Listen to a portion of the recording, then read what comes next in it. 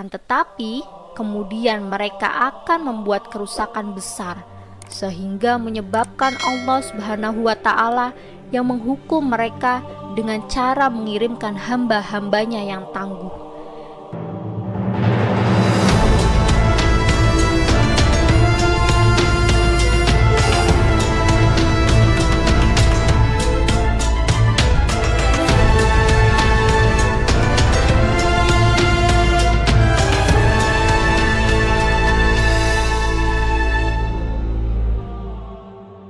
Assalamualaikum warahmatullahi wabarakatuh. Semoga kalian semua senantiasa dirahmati oleh Allah Subhanahu wa Ta'ala. Dalam Al-Quran, inilah 3 janji Allah untuk bangsa Yahudi. 2 sudah terjadi dan 1 belum. Apa itu?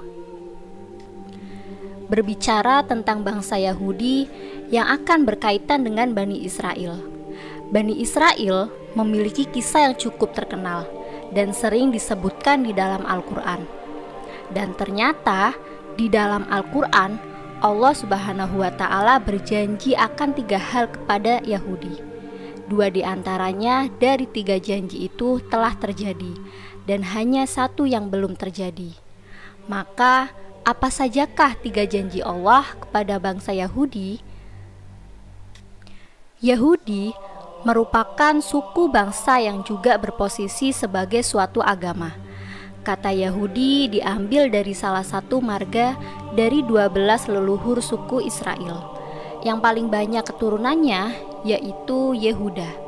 Nah, Yehuda ini adalah satu dari 12 anak Nabi Yakub, di mana Nabi Yakub sendiri diperkirakan hidup sekitar abad ke-18 sebelum Masehi.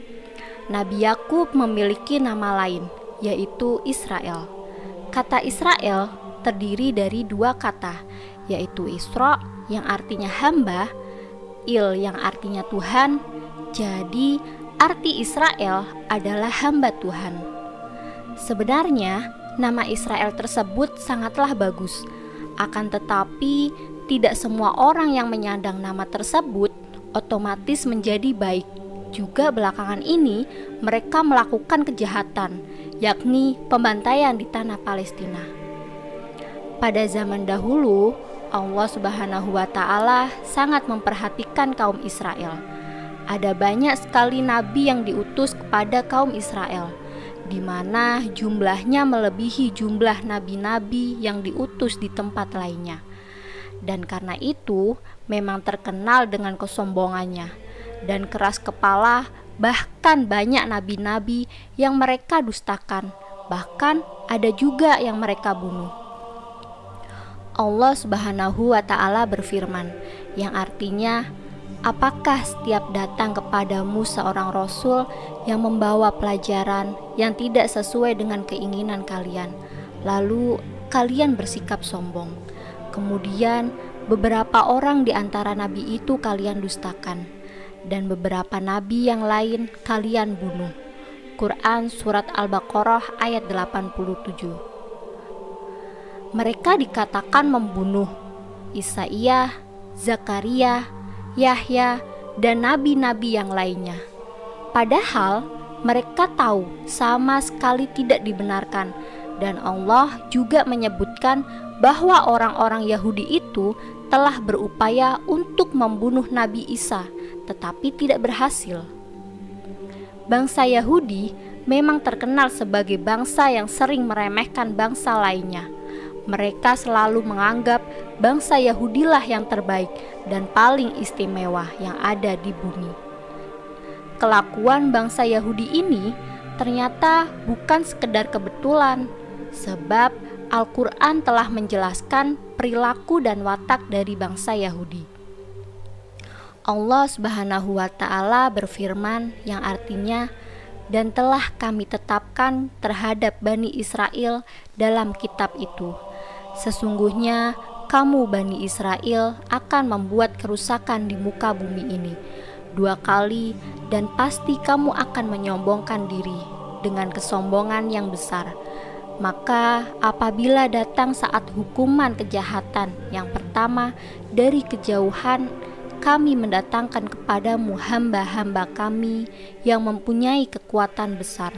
Lalu mereka mencarimu keluar masuk kampung ke seluruh negeri, dan itulah ketetapan yang pasti terlaksana. Surat Al-Isra ayat 4-5. Ayat itu diturunkan di Mekah, jauh sebelum kaum muslimin punya kekuatan di Madinah. Dalam sejarah yang tercatat, bangsa Yahudi ini telah berkali-kali mengalami kehancuran sebelum datangnya Islam. Dahulu kala, keberadaan bangsa Yahudi pernah hampir punah oleh kekuatan Babilonia dan Romawi. Ketika itu, bangsa Yahudi ditaklukkan oleh Babilonia yang dipimpin oleh Raja Nebukadnezar. Peristiwa itu terjadi sekitar abad ke-5 sebelum Masehi. Sedangkan penaklukan bangsa Romawi kepada bangsa Yahudi terjadi antara 66 sampai 135 Masehi. Allah berfirman, yang artinya, Dialah yang mengeluarkan orang-orang kafir di antara ahli kitab dari kampung-kampung mereka. Pada saat pengusiran pertama, kamu tidak menyangka bahwa mereka akan keluar, dan mereka pun yakin bahwa benteng-benteng mereka dapat mempertahankan mereka dari siksa Allah. Maka Allah mendatangkan kepada mereka hukuman dari arah yang mereka tidak sangka-sangka, dan Allah melemparkan kekuatan dalam hati mereka. Mereka memusnahkan rumah-rumah mereka dengan tangan mereka sendiri dan tangan orang-orang mukmin. Maka ambillah kejadian itu untuk menjadi pelajaran, hai orang-orang yang mempunyai pandangan. Surat Al-Hasyr ayat 2. Pengusiran dan kehancuran bangsa Yahudi pertama kali mengakibatkan orang-orang Yahudi terpecah dan tersebar ke seluruh negeri. Janji Allah Subhanahu wa Ta'ala yang kedua pada kaum Yahudi adalah Allah Subhanahu wa Ta'ala memberikan mereka giliran untuk menguasai dunia setelah sebelumnya bangsa Yahudi ini berhasil diluluh lantahkan. Allah Subhanahu wa Ta'ala berjanji kepada Yahudi untuk memberikan kesempatan bagi mereka untuk bangkit lagi dengan kebangkitan yang luar biasa. Jika kita lihat di zaman sekarang ini, kaum Yahudi sangat menguasai dunia. Hampir seluruh bidang mereka berhasil kuasai, seperti bidang ekonomi, sosial politik, dan pemerintahan. Hal ini dibuktikan dalam surat Al-Isra. Allah Subhanahu wa Ta'ala berfirman, yang artinya, kemudian kamu berikan kepadamu giliran untuk mengalahkan mereka kembali, dan kami membantumu dengan harta kekayaan dan anak-anak, dan kami jadikan kamu kelompok yang lebih besar.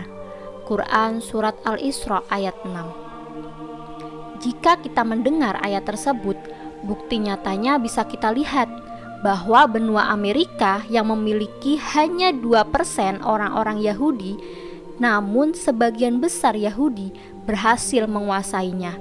Dan tidak hanya itu saja, teknologi canggih yang ada di dunia sebagian besar diciptakan oleh orang Yahudi. Dan kini terbukti janji Allah yang kedua.